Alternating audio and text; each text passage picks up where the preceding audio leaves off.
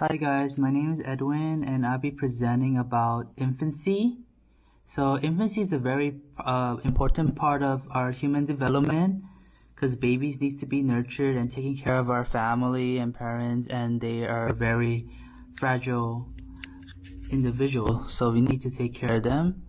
So what I did was I did an interview with a couple of people, a couple of my friends, and I make them answer five important questions about infancy. So one will be, do your infants experience emotion and when? Number two question is, what role should you play for the infant's social development? Number three is, what sort of mental life do infants have? And four, how to get your babies to sleep through night? And the five is, what is the most single thing you can do for the baby? For my baby. For your baby, yeah. So the first person I interviewed was my friend Jed. He's a photographer. So he explained some important part of his experience when he had a baby. When he had a baby. So he said that yes, immediately after birth, they will normally cry instantly. They will cry whenever uncomfortable, hunger, or even just if they want to be carried. And then his other second question is, speak to your child often, reading them to them or just talking to them casually. Later, when they are around 4 years old, speak to them without babies' talk terms and accent. I believe it's the way to wean them off of the baby's accent. And three, infant cannot communicate too well, so they will just cry. I would say it is simple type of mental living around the age, simple to adults. For us, more complex for the infant if it is their only way to communicate at their stage.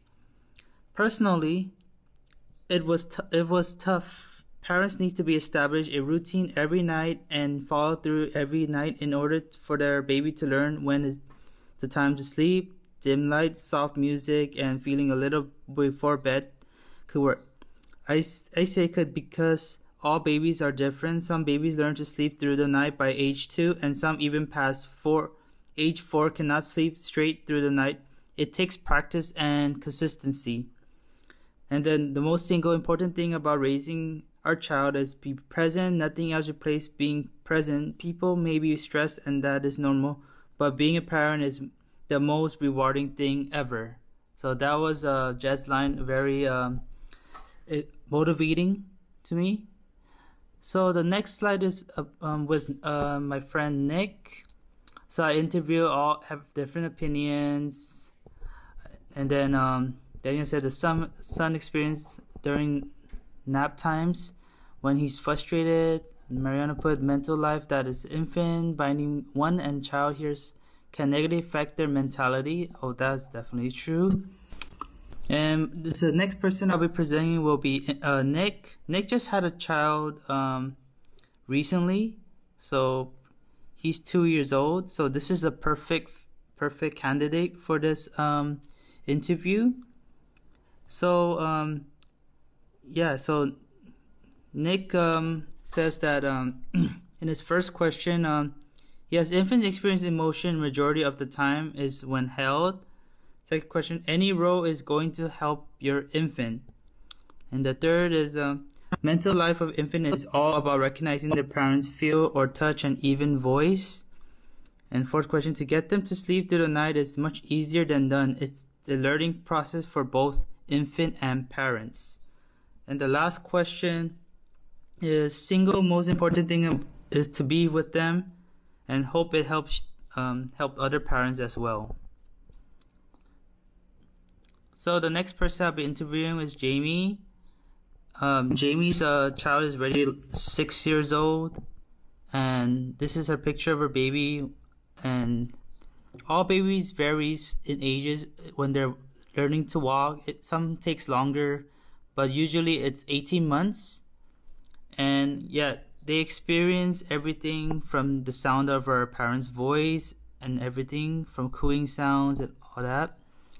And Stephanie put protector, role model, and motivating them, and then be a encouraging parents. So Jamie, Cezanne, her name, she experienced emotion. Actually, these people didn't want to become anonymous, so they're okay to be presented in our class for educational purpose only. So Jamie says she experienced emotion when she turned 1 year old. Her guardian, playmate, and mother-father figures are needed, and she reacts to mood and emotions. I rock her until she falls asleep. Sometimes I breastfeed her until she falls asleep. Just cuddling alone on the chest is the best thing. Taking care of her is the most important thing. That's all parents need to take care of their loved ones, their young ones. So in return, they'll take care of them. So the last person I interviewed was Alma. So Alma used to be my coworker before, and I interviewed her. She agreed. And their statistics, this number might be higher. So it's showing 4,000 births each year from baby's first test. But that number might be a little bit higher than the statistics itself because prefer it was outdated. Yeah, and then she said, according to her niece experience, when she was 6 months, she could see my dogs barking and she's scared and cries. Giving them all the love and playing with them. Infants will know that if you're happy, they're happy, and if sad, they will look at you. Infants can sense your expression in how you look up to them. To play with them and feed them and singing a song to them. To talk to your baby so she can learn to respond and she can have knowledge of learning to communicate with you and to play with you. That was Alma's response. And then this is some activities I put in. So play with your child, finger puppets, singing nursery rhymes, and playing peekaboo. But of course, there's different activities you can do, like Play-Dohs and something non-toxic materials, and also you can put like plastic bag with some art in it, so it'll be interesting for them to play with. And this is my reference, and special thanks to Gerald, Mariana, Stephanie, Nicholas, Jed, Jamie, and Alma. Thank you very much, guys, for listening, and I'll see you on the next one.